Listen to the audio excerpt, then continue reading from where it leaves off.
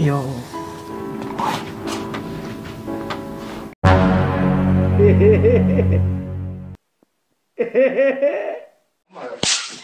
Hello Brody, welcome back di channel Lampu Biru. Channel yang selalu memberikan warna baru di kehidupan kalian yang abu-abu. Sebelumnya gua mau ngucapin salam dulu nih buat para peserta nyender mager dan peserta tisu ready.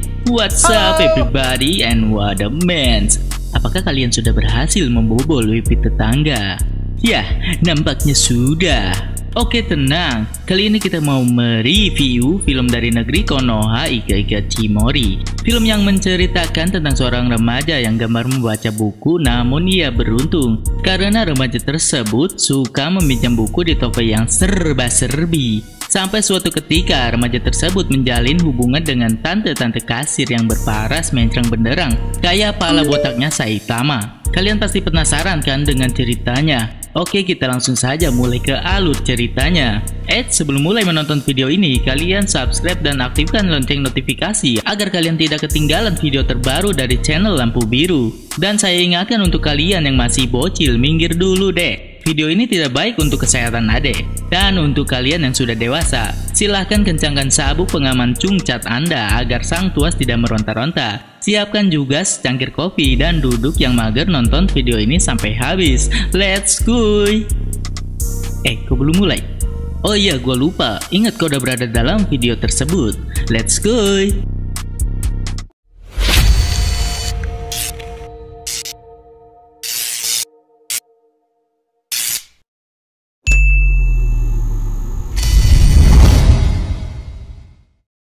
Film dimulai dengan memperlihatkan seorang remaja yang hendak meminjam buku di sebuah toko buku.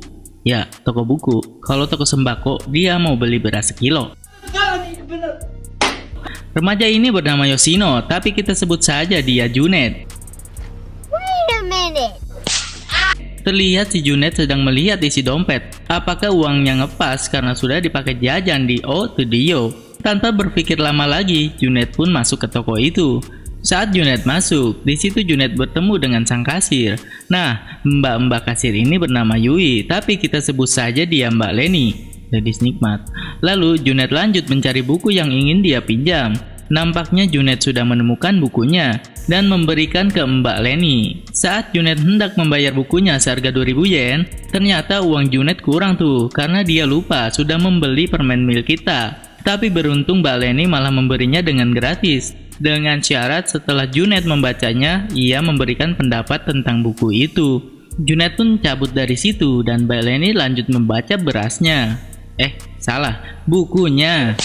Scene berganti. Saat Junet sedang membaca buku yang tadi ia pinjam, si Junet gak ngerti tuh sama isi bukunya. Karena Junet asal pilih aja. Ternyata Junet ini sengaja ke tempat itu lagi, hanya ingin melihat Mbak Leni. Sebelumnya Junet pernah ke situ 1 tahun yang lalu dan terpesona oleh keindahan tubuh Mbak Leni.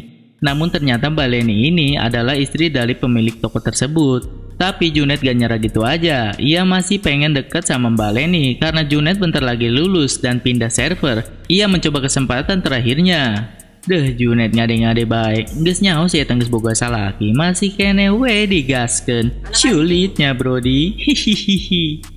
Pada malam harinya, Mbak Leni baru saja tutup toko. Di situ pula ada suami Mbak Leni, Mas Jono, yang sedang membaca koran. Mbak Leni mencoba merayu Mas Jono dari belakang. Namun Mas Jono malah kaget tuh dibuatnya. Padahal kan Mbak Leni pengen ditumbuk, kok malah jadi jump scare ya? Sepaham aing mah. Dan si Jono pun cabut dari situ meninggalkan Leni seorang. Padahal Mbak Leni ini lagi satu dengnya nggak ketahan gara-gara kebanyakan baca buku Harvest Moon. Tapi malah ditinggal suaminya, nggak jadi deh. Keesokan harinya, si Junet balik lagi tuh ke tokonya Mbak Leni. Sepertinya Junet pengen pinjem buku lagi. Tapi awas net, jangan ngaspun lagi ya di tokonya Mbak Leni. Junet yang bingung mau cari buku apa lagi, akhirnya si Mbak Leni memberi rekomendasi tuh. Dan Mbak Leni membawa si Junet ke sebuah gudang. Dan Junet dikasih buku Harvest Moon. Lalu di situ Mbak Leni mulai berkaya. Anjing ada kereta monyet.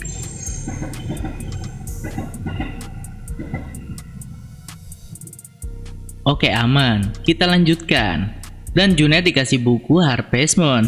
Lalu di situ Mbak Leni mulai bergairah karena di situ lagi sepi dan cuma berdua doang. Akhirnya Mbak Leni mengeluarkan jurus bisikan mematikannya itu yang membuat si Junet dalam bahaya. Nah, kalian pasti tahu bagaimana kelanjutannya. Yucks man, insiden pertumbukan pun terjadi di situ. Wow. Keesokan harinya, seperti biasa Junet datang lagi ke tokonya Mbak Leni. Kali ini ada suami Mbak Leni tapi lagi bobo. Junet pura-pura nyari buku alias HDT yang ditanya sama Mbak Leni. Dan tujuan sebenarnya Junet ke situ adalah Mbak Leni. Kayaknya Junet mulai ketagihan sama insiden yang kemarin.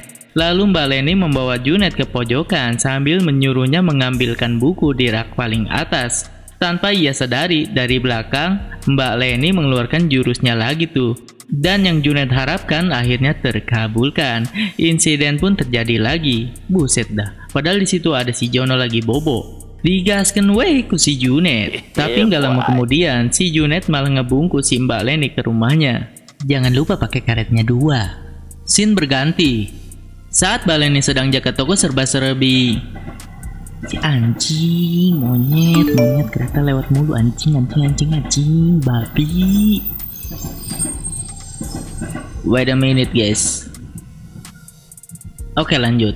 Saat Mbak Leni jaga toko serba-serbinya itu, si Jono minta duit ke si Leni. Kayaknya Jono mau pergi ke Pochinki, ngewar sama Madara. Setelah Bang Jono caps, Mbak Leni terlihat sedang menunggu si Junet. Dan seperti biasa, Junet datang ke situ lagi. Tapi kali ini dia bukan mahasiswa, ia sudah lulus. Seperti rencananya yang selalu mulus, karena ia mengonsumsi 2 susu yang setara dengan 1 permen milk kita. Junet datang ke situ untuk mengembalikan semua buku yang telah Junet pinjam, dan sekaligus ingin melupakan Mbak Leni. Sebelum berpamitan, Mbak Leni mengajak Junet mabar FF lagi, untuk yang terakhir kalinya, karena habis itu Junet pindah server, gak bakal nongol lagi di tokonya Mbak Leni. Si Junet pun digiring ke pojokan sama si Gembala, dan pada akhirnya mereka berdua pun bahagia bersama. Mabar FF. Dan tamat. Oke Brody, itu akhir dari cerita film kita kali ini. Dibikin enjoy aja ya Brody, anggap aja ini hiburan. Oh iya, saya mau ingatkan lagi, judul film ini berbentuk kode. Jika ingin tahu kode itu, ada dalam video ini. Kalau nggak ketemu, berarti kamu tidak menontonnya sampai habis. Kalau mau lebih jelasnya, lu tonton langsung aja dah filmnya. Cukup sekian dan terima gaji. Salam dari gua, dari channel Lampu Biru. See you and peace out.